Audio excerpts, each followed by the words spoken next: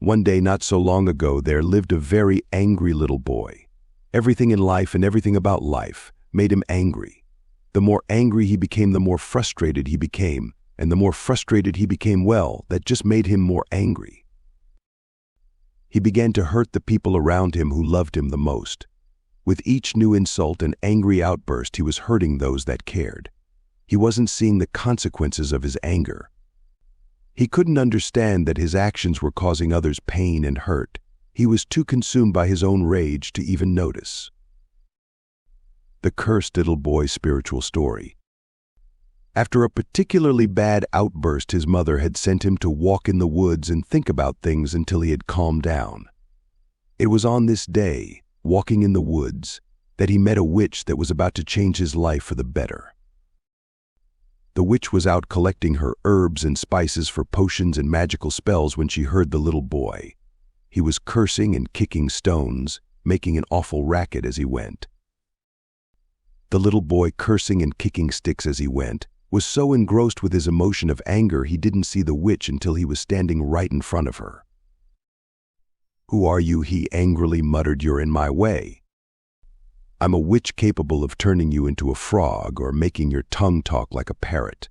Maybe I'd turn you into a mouse or something worse. So I would drop the attitude," replied the wise witch. "Well, you're in my way," barked the angry boy, "and you smell." "You're an angry little man," replied the witch. "I think you might need to be taught a lesson." "Oh, shut up and get out my way," angrily demanded the little boy. "I did warn you." And with a great flash of light and a kind of whooshing sound, the witch threw one of her most powerful spells she had for years. It seemed this angrily little boy was about to be taught a lesson. "There, it is done. You have been cursed. Now, every time you find yourself angry and about to hurl insults and abuse, you will blow fire like a dragon."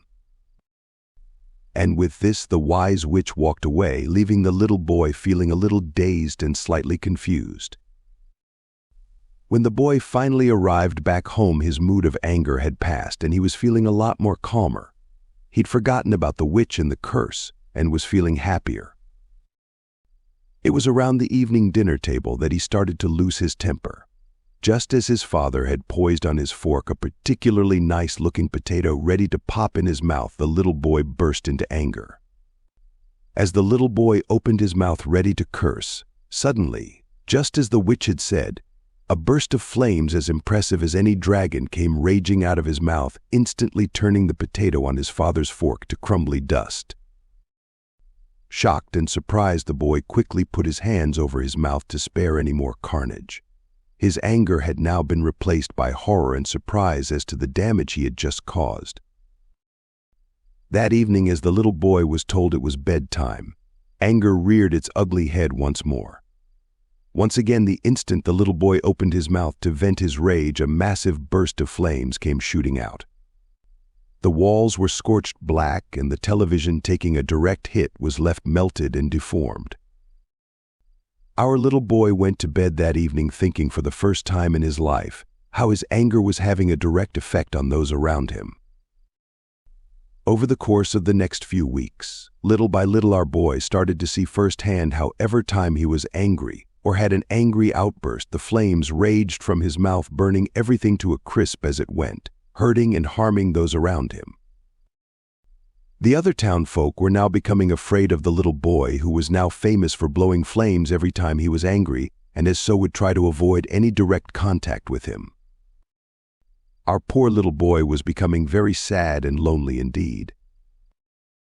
However, this curse the wise witch had bestowed upon our little angry boy was turning out to be a very clever curse indeed.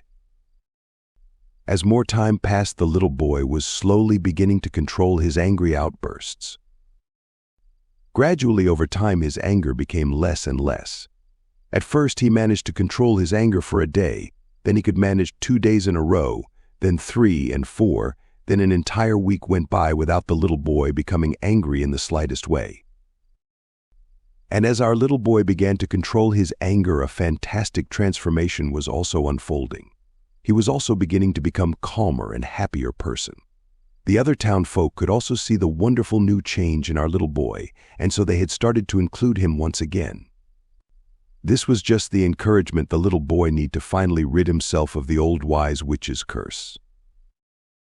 With a massive concerted effort and intense control, our little boy expelled the last remaining flakes of anger left in his body. He had truly conquered his curse of blowing fire, and in doing so had also mastered his anger. His curse was lifted.